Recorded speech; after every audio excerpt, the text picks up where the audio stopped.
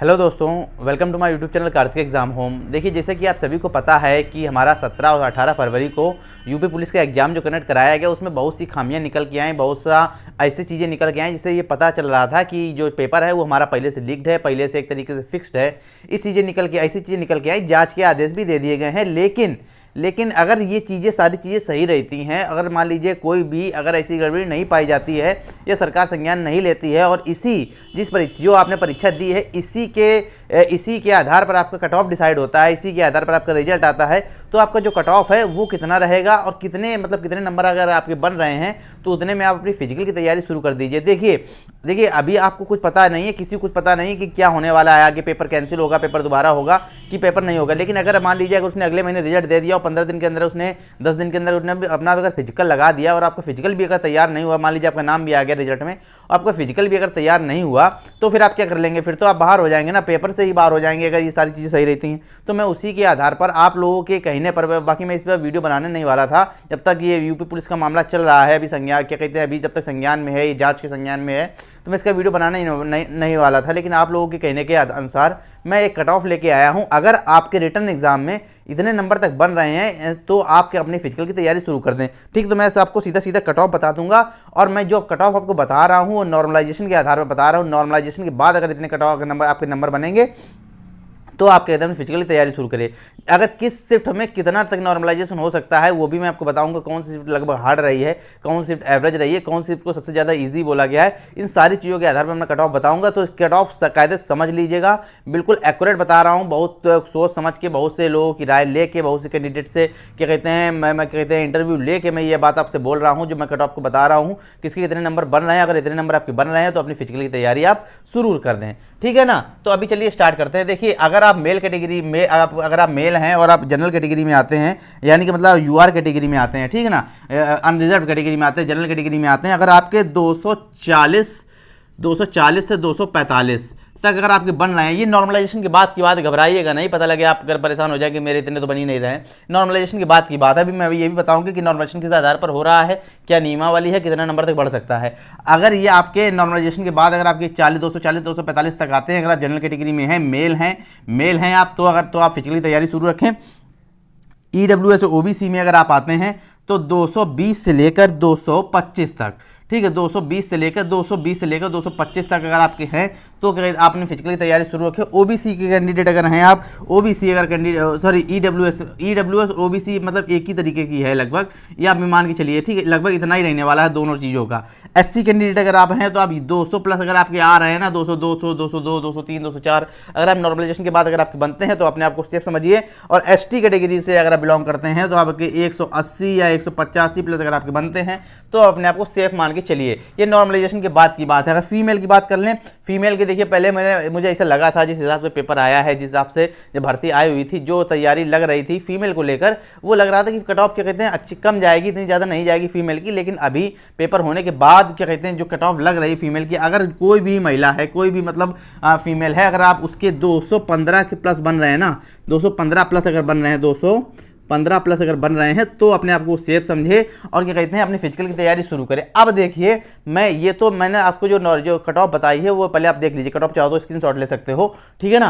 अब क्या कहते हैं, अब आप ये चीज़ समझ लीजिए कि जो आपको मैंने कट ऑफ बताई वो नॉर्मलाइजेशन के बाद की बताई है। अब नॉर्मलाइजेशन किस आधार पर होगा वो समझिए। देखिए, 23 दिसंबर को 2023 को उत्तर प्रदेश पुलिस भर्ती बोर्ड ने, यूपी पीआरबी ने साफ अपना नॉर्मलाइजेशन को लेकर अपना फार्मूला डिसाइड कर दिया था। क्योंकि बहुत लोग ये कहते हैं कि ज़्यादा हम तुक्के मार के आएंगे, ज़्यादा क्या कहते हैं तुक्के मार के आएंगे और कुछ क्वेश्चन गलत होंगे उसमें, तो क्या कहते हैं हमारा नॉर्मलाइजेशन कम होगा, ठीक है। ये लोग के मन में धारणा चल रही थी। लेकिन 23 दिसंबर को साफ यूपी पीआरबी ने क्या कहते हैं आपको क्लियर कर दिया था कि जिस आधार का नॉर्मलाइजेशन आपका एसएससी करता है उसी आधार का क्या कहते हैं यूपी पीआरबी करेगा, मतलब उत्तर प्रदेश पुलिस भर्ती बोर्ड करेगा। तो आपको कोई भी फर्क नहीं पड़ता है। मैंने पहले भी वीडियो में बताया, कोई भी फर्क ये नहीं पड़ता है कि अगर आप तुक्के मार के ज़्यादा आए हैं, आप ज़्यादा क्वेश्चन अटेम्प्ट करके आए हैं, जैसे कहने का मतलब आपका 150 क्वेश्चन का पेपर था, आपको 110 आते थे, आप 40 की 40 तुक्के मार आए हैं, उस 40 में पता लगे आपके 35 गलत हो गए हैं, तो आपके नंबर जो आपका नॉर्मलाइजेशन वो कम मिलेगा, आपको कम नंबर मिलेगा नॉर्मलाइजेशन, ऐसा कुछ नहीं है। साफ साफ यूपीपीआरबी ने अब डिक्लेयर कर दिया था इस विषय को लेकर कि क्या कहते हैं, ज़्यादा attempt number of question attempt करने से या नंबर ऑफ क्वेश्चन ज़्यादा गलत होने से नॉर्मलाइजेशन पर कोई भी असर नहीं पड़ेगा। जिन कैंडिडेट ने परीक्षा ये सोच के दी है कि क्या कहते हैं मुझे जितने आते हैं मैं उतने ही क्वेश्चन अटेम्प्ट करूँ, ज़्यादा करूँगा तो क्या कहते हैं मेरा नॉर्मलाइजेशन कम होगा, तो वो गलती करके आए हैं। मैंने पहले भी बताया था वीडियो में, वो बहुत बड़ी गलती करके आए, उस आधार पर नॉर्मलाइजेशन नहीं होगा। ठीक है, तो मतलब अगर जितने आप नंबर ऑफ क्वेश्चन जितने ज़्यादा करके आए गलत भी होंगे, मतलब गलत ज़्यादा नहीं होंगे, ज़्यादा होंगे तो आप खुद ही मेरिट गिर जाएगी, माइनस मार्किंग हो जाएगी उसमें, लेकिन नॉर्मलाइजेशन पर कोई फर्क नहीं पड़ेगा आपके नंबर ऑफ क्वेश्चन के अटेम्प्ट करने पर। ठीक है, तो अगर आप पूरे करके आए तो आप ये मत सोचिएगा कि मेरे 115 सही है 35 गलत निकल रहे हैं तो नॉर्मलाइजेशन पर असर पड़ेगा, उसमें कुछ नहीं असर पड़ने वाला है। अब समझिए कि किस शिफ्ट को ज़्यादा नॉर्मलाइजेशन मिल सकता है।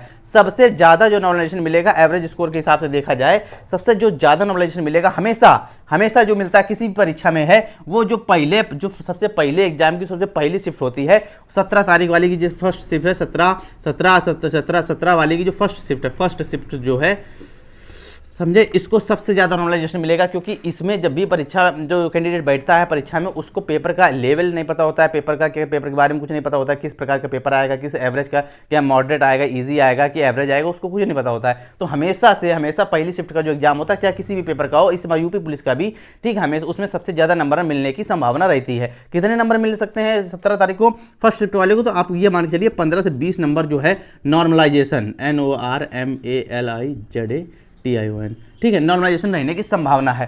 ठीक है, इसके बाद 17 तारीख का जो दूसरा शिफ्ट हुआ था, जिसको बोल रहे थे पेपर लीक हो गया, ये वाला पेपर लीक हो गया, देखिए वो पेपर जो था फर्स्ट शिफ्ट के आधार पर थोड़ा सा मॉडरेट आया था, थोड़ा सा कठिन आया था। ठीक है, इसमें भी पेपर नंबर मिलने की संभावना है, अच्छा खासा नॉर्मलाइजेशन होने की संभावना है। यह मान के चलिए कि 10 से लेकर 18 नंबर तक मिल सकते हैं। इसके बाद जो सबसे क्या कहते हैं एवरेज है, जो सबसे लगता है कि इसमें ज़्यादा नॉर्मलाइजेशन नहीं मिलेगा, वो है 18 की फर्स्ट शिफ्ट। क्योंकि 18 की फर्स्ट शिफ्ट का पेपर 17 तारीख की दोनों शिफ्ट से भी ज़्यादा सरल था। ठीक है ना, दोनों थोड़ा सा लेंदी जरूर था, रीजनिंग उसमें ज़्यादा लेंदी थी, लेकिन क्या कहते हैं जो 18 तारीख का फर्स्ट शिफ्ट का पेपर है वो थोड़ा सा क्या कहते हैं इजी लेवल का बोला जा रहा है, इस तरीके से मान के चलिए। तो उसमें भी लगभग 10 से 15 नंबर नॉर्मलाइजेशन मिलने की उम्मीद है। और जो 18 तक का सेकंड शिफ्ट था उसमें भी लगभग 10 से 15 नंबर तक नॉर्मलाइजेशन मिलने की उम्मीद है। ठीक है, सबसे ज़्यादा नॉर्मलाइजेशन किसको मिलेगा? जो 17 तारीख की फर्स्ट शिफ्ट वाले हैं। तो अगर आप फिर भी आप अगर मतलब एक तरीके से अगर आप ये मान के चलिए, मैं आपको एवरेज बोल दूं, जैसे मान लीजिए आपके 240, जैसे मान लीजिए आप ये मैंने एवरेज आपको कट ऑफ बताई है, ठीक है ना, एक्सपेक्टेड कट ऑफ है, पहले मैं यहाँ लिख दूँ, ठीक है, एक्सपेक्टेड कट ऑफ है। ठीक है, जैसे मैंने आपको ये कट ऑफ बताई है, तो जैसे मान लीजिए आपके 220 क्या कहते हैं, अगर इसमें से आप 20 नंबर घटा लीजिए, मैंने बोला है कि 20 नंबर तक आपका नॉर्मलाइजेशन मिल सकता है, 20 नंबर आप घटा लीजिए। अगर आप देखिए अभी मिलाइए, अगर आपके 220 के आसपास जनरल कैटेगरी से बिलोंग करते हैं, अगर आपके 220 के आसपास हैं तो अपनी फिजिकली तैयारी शुरू कर दीजिए, आपके पास बहुत सुनहरा मौका है। अगर कोई भी संशोधन नहीं होता है, भर्ती बोर्ड जो क्या कहते हैं जांच कमेटी STF की बैठी हुई है, उसमें अगर कोई भी निर्णय नहीं निकला और इसी एग्जाम के आधार पर आपका अगर कट ऑफ डिसाइड हुआ, ठीक है, तो लगभग आपकी इतनी कट ऑफ जाने वाली है, तो उस हिसाब से मान के चलिए लगभग आप 15 नंबर सबसे घटा लीजिए तो आपके उतने नंबर बन रहे होंगे। मतलब जो आपके एक्चुअल नंबर हैं, अगर जैसे मान लीजिए मैं यहाँ 240 लिखा है, अगर आपके 225 या 220 बन रहे हैं तो फिजिकली तैयारी शुरू करिए। या EWS में अगर आपके 205-6 बन रहे हैं ना तो फिजिकली तैयारी शुरू करिए। OBC में 205 के आसपास बन रहे हैं तो फिजिकली तैयारी शुरू करिए। SC वाले हैं 180, 82, 85 बन रहे हैं तो फिजिकली तैयारी शुरू करिए। अभी मतलब वो क्या कहते हैं अपनी आप आंसर की मिलाने के बाद SC ST वाले हैं जो अगर आपके 160 के आसपास बन रहे हैं तो अपने फिजिकल की तैयारी आप शुरू कर दें। ठीक है ना, ये आप मान के चलिए इस तरीके कट ऑफ रहने वाली है। कोई भी नया अपडेट होगा मैं आपको तुरंत दे दूंगा। फिलहाल तो मैं यही मना रहा हूँ कि जैसे भी करके ये एग्जाम को दोबारा कंडक्ट कराया जाए। जिस प्रकार से धांधली इसमें समझ में आ रही है, बहुत से लोगों ने अलग तरीके से प्रूफ देने की कोशिश की है, तो मतलब अगर दोबारा से पेपर होता है तो बात ही खत्म हो जाती है। लेकिन अगर नहीं पेपर हुआ, अगर आपको टाइम भी ज़्यादा नहीं मिला, मान लीजिए अगले महीने इस पर रिजल्ट आ गया मार्च में, जो कि बोला जा रहा था एग्जाम के पहले बोला जा रहा था कि मार्च में रिजल्ट आ जाएगा और मार्च में फिजिकल हो जाएगा। ठीक है, तो क्या कहते हैं अगर मार्च में रिजल्ट आ जाता है, आचार संहिता लगने से पहले रिजल्ट आ जाता है और क्या कहते हैं आपका फिजिकल हो जाता है आचार संहिता लगने से पहले, तो आप मान के चलिए तो आपको कट ऑफ बहुत जरूरी है। आप फिजिकल की तैयारी अपनी शुरू रखिए। अगर आपका अच्छा पेपर गया है, आप ये मत सोच के बैठिए कि क्या कहते हैं हमारा क्यों कहते हैं हो सकता है पेपर दोबारा से हो सकता है इसमें बहुत सी जांच बैठे, लंबा प्रोसेस चले, इस चक्कर में मत पड़िए। अगर आपको मान लीजिए आपका नाम आ गया और फिजिकल में टाइम नहीं मिला ज़्यादा और फिजिकल करा लिया गया और फिजिकल से आप बाहर हो गए, तो कोई फायदा नहीं रह जाएगा आपकी इतनी तैयारी को, जो कि आपने पिछले 40 दिनों के अंदर जितनी मेहनत की है वो सारी की सारी बेकार चली जाएगी। तो बहुत सोच समझ के इन सब चीज़ों को ध्यान में रखिए। कट ऑफ मैंने बता दी, और भी लोग बता रहे हैं, बाकी आप खुद भी समझदार हैं किस प्रकार से चीज़ें रहने वाली हैं, ठीक है ना। कोई नया अपडेट होगा तो मैं आपको तुरंत अपडेट दे दूंगा उसके लिए। फिलहाल अगर वीडियो अच्छा लगा हो, समझ में आया हो, कट ऑफ सही आपको लग रही हो, तो वीडियो को जरूर लाइक कीजिएगा। जिन लोगों को सब्सक्राइब नहीं किया है तो प्लीज़ सब्सक्राइब भी जरूर कर लीजिएगा, ताकि सरकारी नौकरी से जुड़ी जितनी भी इंपॉर्टेंट अपडेट हैं वो समय समय पर आपको मिलती रहें।